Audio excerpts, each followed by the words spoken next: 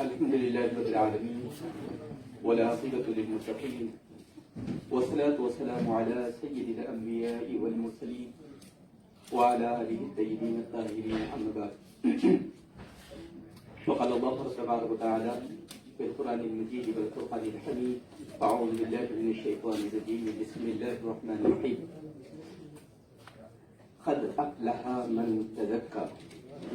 صدق الله المولانا العظيم وبلغنا رسوله النبي الأمين الكريم، ونحن على ذلك لمن الشاهدين والشاكرين، والحمد لله رب العالمين. وقال الله تبارك وتعالى في مقام آخر في شأن حبيبه: إن الله وملائكته يصلون على النبي يا أيها الذين آمنوا صلوا عليه وسلموا تسليما. اللهم صل على سيدنا شفيعنا نبينا حبيبنا أمينا ومولانا محمد وبارك وسلم. مگر کسی تمہیدی کلمات سے میں اپنا مقالہ کا آغاز کر رہا ہوں. ہمارا معاشرہ آج بھی مذہبی معاشرہ ہے. دینی جماعتیں موجود ہیں، اجتماعات منعقد ہوتے ہیں، شاعر اسلام اور دین کی جزیات پر زور دیا جاتا ہے، مگر حقوق العباد اور معاملات پر کوئی بات نہیں ہوتی. اسی وجہ سے معاشرہ تباہی کی طرف جا رہا ہے. عموماً مسلم معاشرے کی طرف نظر ڈالیں تو یہ بات معلوم ہوتی ہے کہ آج ہماری توجہات کا مرکز ایمان اور عبادات ہیں، جبکہ اسلامی تعلیمات کو 4 عنوانات کے تحت درج کیا جا سکتا ہے. پہلا عنوان ایمانیات، دوسرا عبادات، تیسرا معاملات اور چوتھے ہے اخلاقیات. اور یہ ہماری بدقسمتی ہے مسلمانوں کی کہ ہم نے 2 ہی کو اسلام سمجھ لیا ہے: ایمان اور زیادہ سے زیادہ عبادت. وہ بھی مکمل نہیں ہے، اس میں بھی بہت ساری کوتاہیاں اور کمزوریاں ہیں. لیکن معاملات تو ہم بالکل بیگانے ہیں اسلامی تعلیمات سے. تجارت اپنی نفسانی خواہشات کے مطابق کرتے ہیں، اسکول چلاتے ہیں اپنی نفسانی خواہشات کے مطابق. اگر وکیل بنتے ہیں تو اپنی نفسانی خواہشات سے بنتے ہیں، ڈاکٹر بن رہے ہیں اپنی نفسانی خواہشات سے. اسلامی تعلیمات ہم سمجھتے ہیں کہ ان سے کوئی لینا دینا ہی نہیں ہے. اسلام تو مسجد کے حد تک محدود ہے، اسلام تو مدارس میں ڈھونڈیں، اسلام خانقاہیں میں ڈھونڈیں. یہاں پر متن میں کیا رکھا ہے اسلام کا؟ گویا ہمارا تصور یہ بن چکا ہے. جب تک ہم عدالتوں میں اسلام نہیں لائیں گے، جب تک ہم کلینک میں اسلام کو نہیں لائیں گے، جب تک ہم اپنی نجی زندگی کے تمام معاملات میں اسلامی محاسن کو پیدا نہیں کریں گے، اس وقت تک جتنے سیمینار کریں، آپ جتنی تحریکات چلائیں، بیکار ہے. مایوس نہیں ہوں میں. لیکن اللہ تبارک و تعالیٰ کا ارشاد مبارک ہے کہ رب کائنات بھی اس قوم کی حالت نہیں بدلتا جو اپنے آپ کو نہیں بدلتا. یہ وقت کی ضرورت ہے کہ ہم رونا چھوڑ دیں. یقیناً ہماری بہن جدا ہو چکی ہے، سب کو صدمہ ہے، لیکن کوئی ایسا کام کرے کہ آئندہ سے ہماری کوئی بہن یا بھائی ایسا اقدام نہ کرے، حرام کھیل کی طرف نہ جائے. اس کے لیے کیا اقدامات کریں؟ صرف زبانی تقاریر کرنے سے یا مقالے تحریر کرنے سے کچھ ہونے والا نہیں ہے جب تک کہ ہم اپنے کردار میں تبدیلی نہیں لا لیتے. ہمارے سماج میں دینداری بھی ایک فیشن بن چکی ہے. کیا کہنے؟ دینداری وہ بھی ایسی نہیں ہے کہ خوف خدا کا نتیجہ ہو، بلکہ سماج کو دکھلانے کے لیے دینداری ہماری برقرار ہے. معاشرے پر اپنی دینداری کا روپ دکھانے کے لیے شرعی طور پر شادی کا چلن عام ہے. رخے میں بعض اوقات چھاپ دیا جاتا ہے کہ بعد نماز ظہر فلاں مسجد میں نکاح ہے، بعد نماز عصر مسجد میں نکاح ہے. لوگ یہ سمجھتے ہیں بڑے دیندار لوگ ہیں، مسجد میں نکاح کر رہے ہیں. لیکن اس کے بعد سے جو ستناسی آ رہی ہے معاشرے میں، اس کی طرف ہماری توجہ نہیں جاتی. جیسے ہی نکاح ختم ہوا، دولہا اور دلہن بیوٹی پارلر پہنچ جاتے ہیں. اس میں کوئی خدا کی نہیں ہے. نبی پاک علیہ الصلوۃ والسلام کا ارشاد مبارک ہے: ان اللہ جمیل یحب الجمال. اللہ تعالی جمیل ہے اور جمال کو پسند کرتا ہے. لیکن خرابی یہ ہے کہ ہم نے ظاہری جمال پر توجہ دی ہے، باطنی جمال کو تو فراموش کر دیا. اور ایک ایک حدیث شریف میں آیا ہے کہ مخلوق وہ ہے جو تمہارے ظاہر کو دیکھتی ہے اور خالق وہ ہے تمہارے ظاہر کے ساتھ تمہارے باطن کو دیکھتا ہے. تو جب ہم بیوٹی پارلر جائیں یقیناً جائیں, حدود شرعی میں رہ کر جائیں, اپنے حسن کو نکھاریں, لیکن اس سے زیادہ اہم یہ ہے کہ اپنے دل کو نکھاریں, اپنی سوچ کو نکھاریں. جب تک ہم اس طرف نہیں آتے اس وقت تک معاشرے میں تبدیلی نہیں آ سکتی. اب بتائیے ایسے نکاح کا کیا فائدہ کہ ظہر کی نماز کے بعد مسجد میں نکاح پڑھایا جا رہا ہے اور واپس آنے کے بعد آتش بازی ہو رہی ہے. قرآن حکیم تو مسلمانوں سے بارہا مطالبہ کر رہا ہے, واتقوا النار, آگ سے بچو, آگ سے بچو, اور ہم آگ سے کھیل رہے ہیں. خدا نہ خواستہ کوئی حادثہ لاحق ہو جائے, اس کی ذمہ داری کس پر آئے گی؟ کوئی معصوم بچے کی جان تنگ ہو جائے گی تو اس کی ذمہ داری کس پر آئے گی؟ تو وہ جو نکاح ہم نے جو مسجد میں پڑھا ہے اس کی برکات کہاں گئی؟ اس سے معلوم یہ ہوتا ہے کہ ہم نے شریعت کے ساتھ کھلواڑ کر رہے ہیں. میں یہ سخت لفظ استعمال کر رہا ہوں لیکن یہ حقیقت ہے, اس سے کوئی انکار نہیں کر سکتا. اب سوال یہ ہوا ہے کہ یہ چیز آ کیوں رہی ہے معاشرے میں؟ آپ 70 کے دہے میں چلے جائیں, آپ کو دینی مدارس چند چند مقامات پر نظر آتے تھے, وہ بھی بڑے بڑے دینی مدارس. آج کسی گلی سے بھی نکل جائے آپ تو میں بلا مبالغہ کے کہہ رہا ہوں ایک گلی میں کم سے کم 3 مدرسے آپ کو نظر ضرور آ جائیں. اسی طرح 80 یا 70 کے دہے میں جائیں, کوئی کالج نہیں ہوتا تھا الا ماشاءاللہ, خاص طور پر مسلمانوں کے. لیکن آج کیا عالم ہے؟ ایسا دکھتا ہے جیسے ہم میجورٹی میں اتنے کالجز ہمارے یونیورسٹیز چل رہے ہیں, لیکن کردار تباہی کی طرف آ رہا ہے. اس کی وجہ کیا ہے؟ اس کی وجہ یہ ہے کہ ہم نے تعلیم پر تو توجہ دی ہے لیکن اپنے کردار کو سنوارنے پر کوئی توجہ نہیں دی ہے. اور اس کی سب سے بڑی وجہ پیران طریقت ہے, جن کی بنیادی ذمہ داری تھی کہ وہ انسان کی کردار سازی پر اپنی توجہات مرکوز کرتے. لیکن آج کیا ہو رہا ہے؟ پیران طریقت مریدوں کے کردار کو سنوارنے سے زیادہ بڑے بڑے لوگوں کے ساتھ فوٹو کھنچانے پر مسرت محسوس کر رہے ہیں.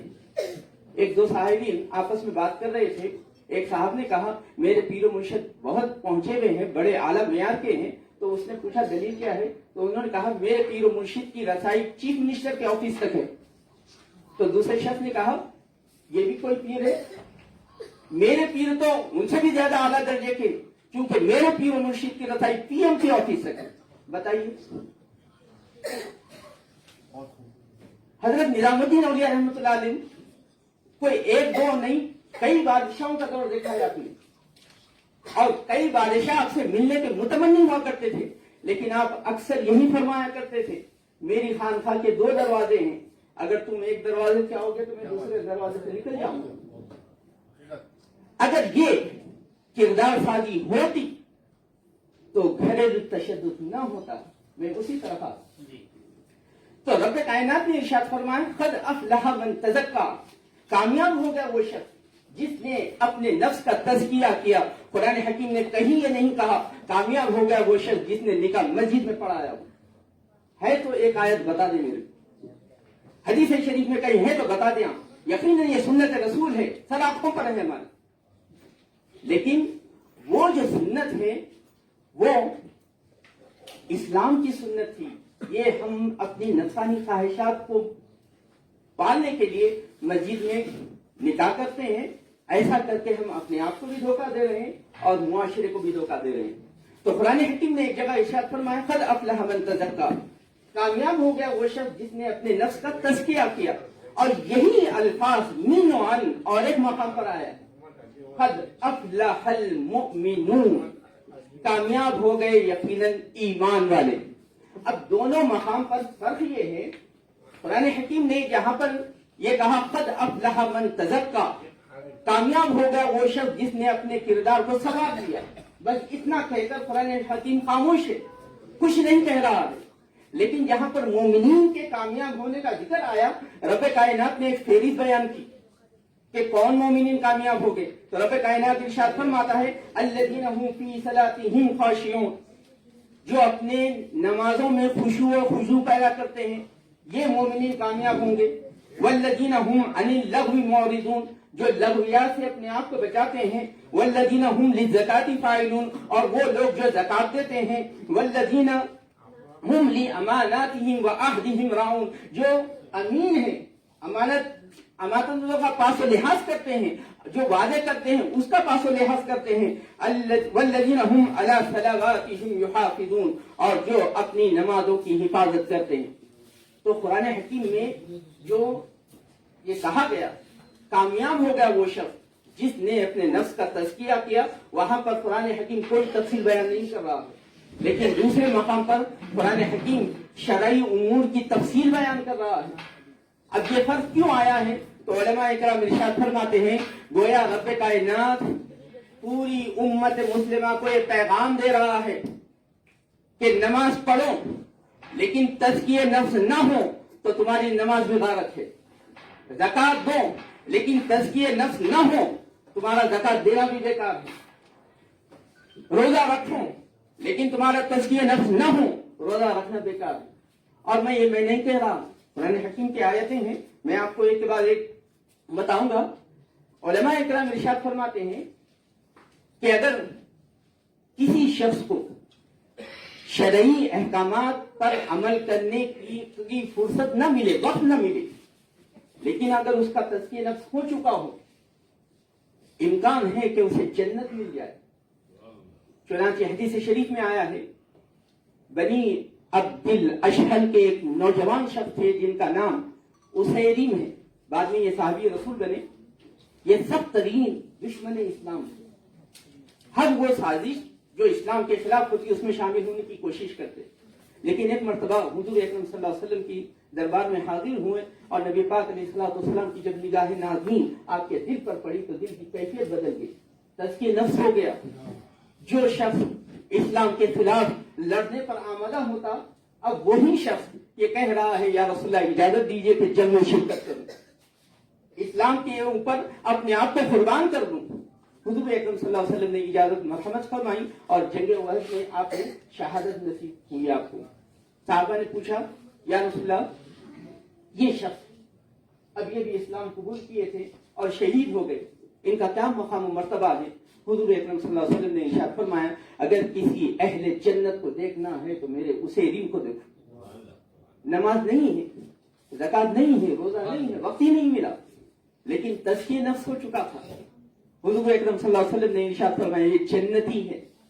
اب اس کے برعکس اگر کوئی تزکیہ نفس نہیں ہے، اس کے پاس عبادتیں ہوں لیکن اس کے باوجود ممکن نہیں ہے کہ اس کو جنت مل جائے.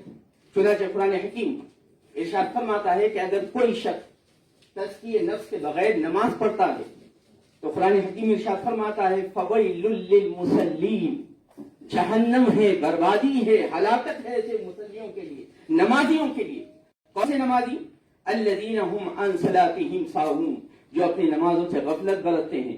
جس کا تزکیہ نفس ہو جاتا ہے وہ کبھی غفلت نہیں برتتا. چنانچہ صوفیاء اکرام ارشاد فرماتے ہیں جو اللہ کا محبوب ہوتا ہے اس کی مثال ایسے ہے جیسے برتن کے نیچے آگ ہو اور برتن کے اندر پانی ہو تو پانی جس طرح ہمیشہ ابلتے رہتا ہے اسی طرح ایک عاشق الہ ہمیشہ مسترب رہتا ہے. وہ کبھی غفلت نہیں برتتا، وہ کبھی کاہلی سے کام نہیں لیتا. تو معلوم یہ ہوتا ہے کہ قرآن حکیم کہہ رہا ہے کہ اگر کوئی نماز پڑھ رہا ہے لیکن تزکیہ نفس نہیں ہے وہ جہنم میں چلا جائے گا. آج ہم نمازیں پڑھتے چلے جا رہے ہیں لیکن تزکیہ نفس نہیں ہے، اس لیے خواتین کو گھریلو تشدد کا شکار بنا رہے ہیں. کیا یہ گھریلو تشدد وہ شخص کر سکتا ہے جس کا تزکیہ نفس ہو جائے، جس کے دل میں اللہ کا خوف پیدا ہو جائے؟ تو اس سے معلوم یہ ہوتا ہے کہ ہم صرف ظاہری اعمال کو اپنا رہے ہیں، اس کی جو روح ہے اس کو ہم نے فراموش کر دیا ہے. اور قرآن کہتا ہے کہ اگر اس کی روح کو فراموش کر دو گے تو تم کو تمہاری نماز کے ساتھ جہنم رسید کر دیا جائے گا. یہ قرآن حکیم کے الفاظ ہیں. اب روزے کو دیکھیں، हुजूर अकरम सल्लल्लाहु अलैहि वसल्लम इरशाद फरमाते हैं अगर रोजा इंसान रख रहा है बगैर तज़किये नफ्स के तो वो रोजा भी उसके लिए फायदेमंद नहीं है। चुनांचे हुजूर अकरम सल्लल्लाहु अलैहि वसल्लम ने इरशाद फरमाया रुब्बा साइमिन लैसा लहु मिन सियामिही इल्ला अल-जू, बहुत सारे रोजेदार ऐसे हैं जिनको सिवाय भूख के कुछ हासिल ही नहीं होता। रोजे का मकसद ये था कि हम अपने नफ्सानी ख्वाहिशात को काबू में रखें। अब जो इंसान अपनी नफ्सानी ख्वाहिशात को काबू में रखे, क्या वो बीवी को जुल्म का शिकार बना सकता है?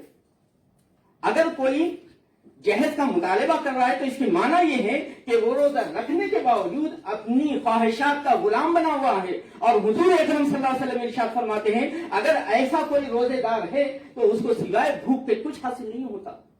आज अक्सरियत ऐसे ही रोजेदारों की कि हमको सिवाय भूख और प्यास के कुछ हासिल नहीं होता।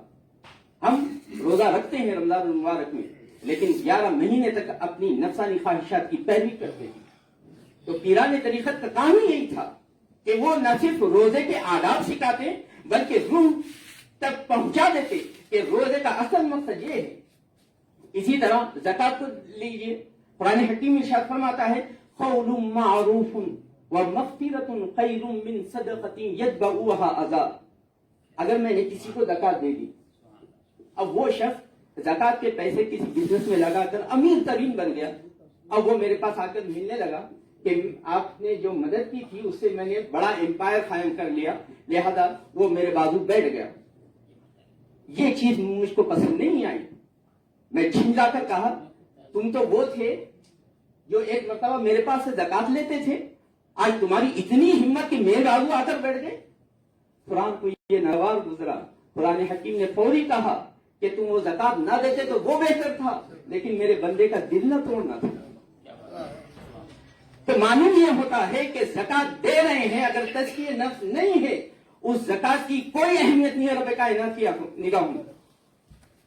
और जो शख्स ज़कात देने के साथ साथ अपने नफ्स का तज़किया कर ले, यकीनन वो शख्स ख़वातीन पर जुल्म नहीं कर सकता। अरे इंसान तो दूर की बात है, जिसका तज़किया नफ्स हो जाता है वो जानवर पर भी जुल्म नहीं करता। चुनांचे एक वाक़या मैं आपको सुनाता हूँ, हजरत मूसा अलैहिस्सलाम का बहुत मशहूर मारूफ वाक़या है कि आप एक मरतबा बकरियां चरा रहे थे, रेवड़ में से एक बकरी निकलकर भागने लगी। हजरत सैयदना मूसा अलैहिस्सलाम उसका ताक़ुब फरमा रहे, पीछे जा रहे हैं, वो बकरी और भागे चली जा रही। एक मकाम ऐसा आया कि आपने उस बकरी को पकड़ लिया। अब हम जैसे होते उस वक्त तो फौरी पूरा गुस्सा उस बकरी पर निकाल देते कि इतना भगाई को, लेकिन कुर्बान जाइए हजरत सैयदना मूसा अलैहिस्सलाम पर, वो तज़किये नफ्स करने आए थे। आपने जैसे ही उस बकरी को पकड़ा फौरी बैठ गए और अपनी गोद में रखकर उस बकरी के पैरों को दबाने लगे, कहीं तुझको तकलीफ ना हो गई हो। जो तज़किये नफ्स का माहिर होता है वो इंसान तो इंसान जानवरों पर भी रहम करता है, और जो लोग तज़किये नफ्स से बेबहरा होते हैं वो जानवर तो जानवर इंसान पर भी जुल्म करते हैं।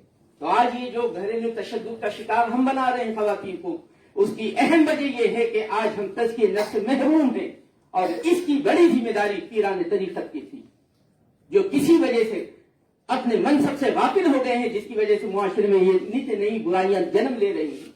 इसी तरह हज के बारे में देखिए, हज के बारे में रब कायनात इरशाद फरमाता है फमन फरदा फीहिल हज फला रफसा वला फुसूका वला जिदाल फिल हज। अगर किसी ने हज की नीयत कर ली, उस पर लाजिम है कि दौरान हज बेहयाई के काम न करे, नाफरमानी के काम न करे, झगड़ालू काम न करे। उलमा इकराम तो ये बयान कर कर खामोशी इख्तियार करते हैं, लेकिन सूफिया इकराम इरशाद फरमाते हैं जिस शख्स को रब कायनात ने हज की दौलत से सरफराज किया है, उस पर लाजिम है कि जिंदगी भर नाफरमानी का काम न करे, लोगों से झगड़े ना। अगर किसी ने हज करने के बावजूद नाफरमानी की है, झगड़ा किया है, अल्लाह रब तबारक व तआला उसको हज की बरकत से महरूम फरमा देगा। आज हम हज भी कर रहे हैं और ख्वातीन को जुल्म का निशाना भी बना रहे हैं, घर में झगड़े भी हैं, आईडी झगड़े भी हैं। तो इससे साफ जाहिर होता है कि आज हम हर अमल कर रहे हैं लेकिन बगैर तज़किये नफ्स के कर रहे हैं। और तज़किये नफ्स के लिए भी ऐसे वैसे लोगों की जरूरत नहीं होती, इसके लिए भी बड़े खास लोगों की जरूरत होती है। एक چیز بیان کر کے اپنی تقریر کو ختم کرتا ہوں. ایک صاحب ایک بزرگ کے پاس پہنچے اور کہنے لگے کہ میں آپ کا مرید ہونا چاہتا ہوں. تو آپ نے کہا مرید ہونے کے لیے میرے پاس اہلیت ہے، اگر اس اہلیت کو تم پورا کرتے ہو تو میں تم کو اپنے حلقہ ارادت میں داخل کروں گا. تو وہ جو صاحب مرید ہونے آئے تھے پوچھا کہ حضور کیا معیار ہے آپ کے پاس کہ میں کب اس بات کا اہل ہوں گا کہ میں آپ کا مرید بن جاؤں. تو انہوں نے جواباً ارشاد فرمایا 30 سال تک جو برے اعمال لکھنے والا فرشتہ ہے 30 سال تک اگر وہ بیکار نہ ہو جائے اس وقت تک آپ مرید بننے کے اہل نہیں. یعنی 30 سال تک میں کسی گناہ کی طرف مائل نہ ہوں، اپنے آپ کو بچا کے رکھوں تو ان کے مطابق میں مرید بننے کا اہل بنتا ہوں. تو اندازہ کیجئے کہ مرشد کا کیا عالم ہوگا. لیکن آج کہاں پر ملیں گے ایسے لوگ؟ تو یہ لوگ کہیں آسمان سے نہیں آتے تھے بلکہ یہ خواتین کی تربیت سے نکلتے تھے. آج ہم انہی خواتین کو ظلم و تشدد کا شکار بنا رہے ہیں. یہی وجہ ہے کہ ہم کو معاشرے میں ایسے لوگ نہیں مل رہے ہیں جن کی نگاہ سے لوگوں کے بجے آیا کرتے تھے.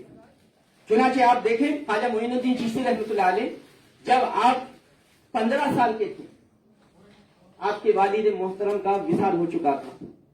حضرت خواجہ قطب الدین بختیار کاکی رحمۃ اللہ علیہ 18 مہینے کے تھے آپ کے والد کا وصال ہو چکا تھا. حضرت شیخ فرید الدین گنج شکر رحمۃ اللہ علیہ آپ جب 9 سال کے تھے آپ والد کا وصال ہو چکا تھا. حضرت شیخ نظام الدین اولیاء رحمۃ اللہ علیہ 5 سال کے تھے محض آپ کے والد کا انتقال ہو گیا تھا. حضرت شیخ نصیر الدین چراغ دہلوی رحمۃ اللہ علیہ صرف 9 سال کے تھے آپ کے والد کا انتقال ہو گیا تھا. حضرت سید محمد حسین گیسو دراز بندہ نواز رحمۃ اللہ علیہ صرف 10 سال کے تھے آپ کے والد کا انتقال ہو گیا تھا. اب بتائیے یہ صوفیاء اکرام کو کون تعلیم دے رہا تھا جن کی وجہ سے پورے معاشرے میں تبدیلی آ رہی تھی، جن کی وجہ سے کفرستان میں جہاں پر اللہ کا نام لینے والا نہیں تھا وہاں پر 90 لاکھ لوگ دائرہ اسلام میں داخل ہو رہے تھے. یہ خواتین کی تربیت کا اثر تھا. آج ہم نے انہی خواتین کو گھریلو تشدد کا شکار بنا دیا. تو بتائیے ایسے لوگ کہاں سے ملیں گے ان کو؟ اگر ہم ان کو گھریلو تشدد کا شکار بنائیں گے تو ان کے منفی اثرات اولاد پر پڑیں گے اور اس کے منفی اثرات معاشرے پر پڑیں گے. اللہ تبارک و تعالیٰ سے دعا ہے کہ اللہ تبارک و تعالیٰ ہمیں قرآن اور صاحب اکرام صلی اللہ علیہ وسلم